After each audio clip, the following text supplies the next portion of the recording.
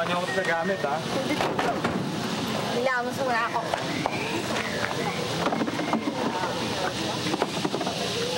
Ito kaya lahat to? Ala! Ay!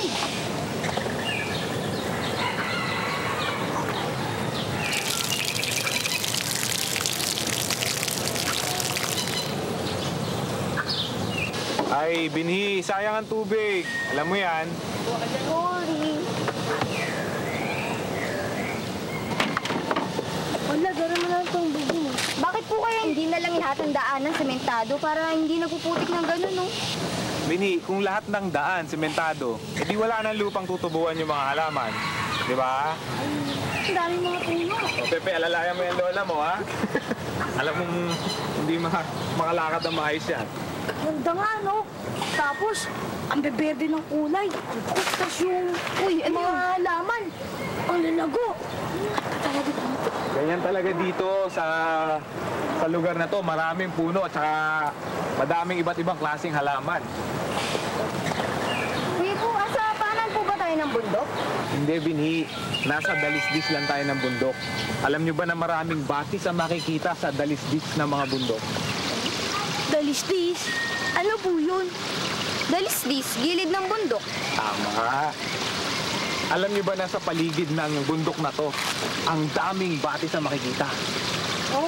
Eh, bakit po bang maraming batis dito? Ano po bang meron dito? Tingin kayo sa paligid. Diba, madami at malalaki ang mga puno na nakatanim dito? At saka sagana rin sa iba't ibang klase ng halaman. Dahil dito nagiging siksik yung lupa.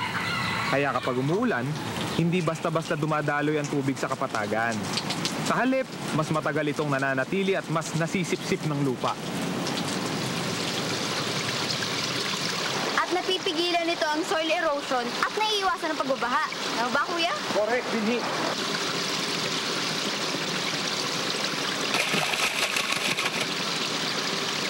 Kuya Bo, ano po yun? Ayon, yun ang bukal. Magkaiba po ba ang bukal sa batis? Oo naman, Pepe.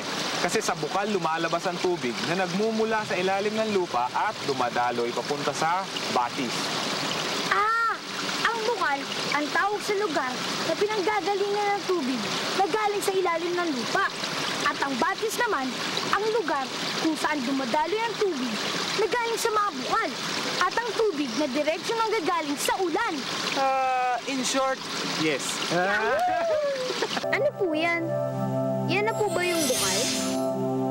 Eh, pero bakit parang malabo ang tubig?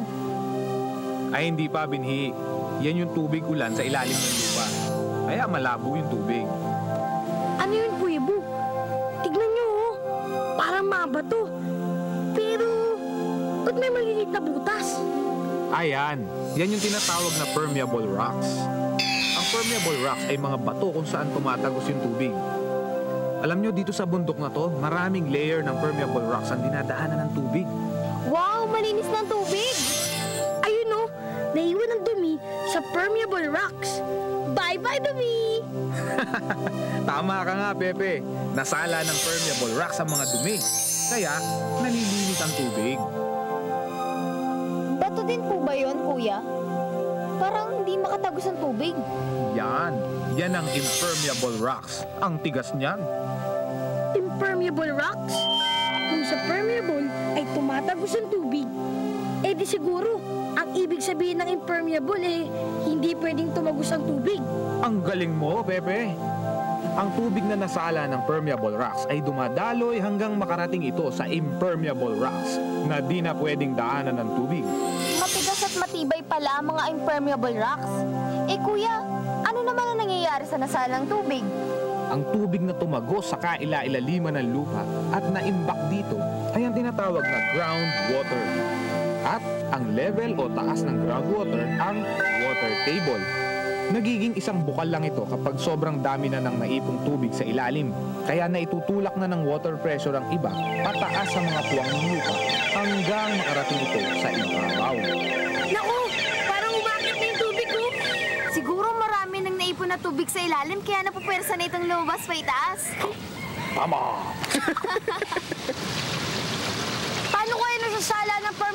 wax ang tubig ulan? Madali lang yan. Una, gagawa tayo ng funnel gamit ang plastic bottle na hinati. Susunod, gagawa tayo ng filter gamit ang tissue.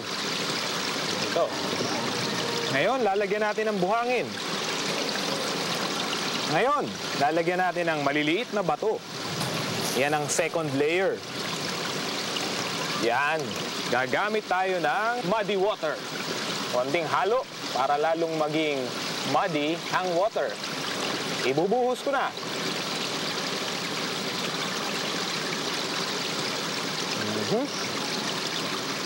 Oh, ano ang napapansin ninyo?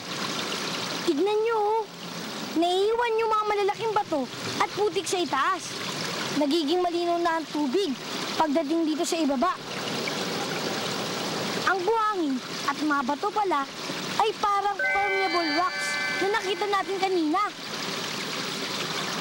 Oo, Pepe. Sinasala nito ang tubig. Ganyan din ang nangyayari sa groundwater.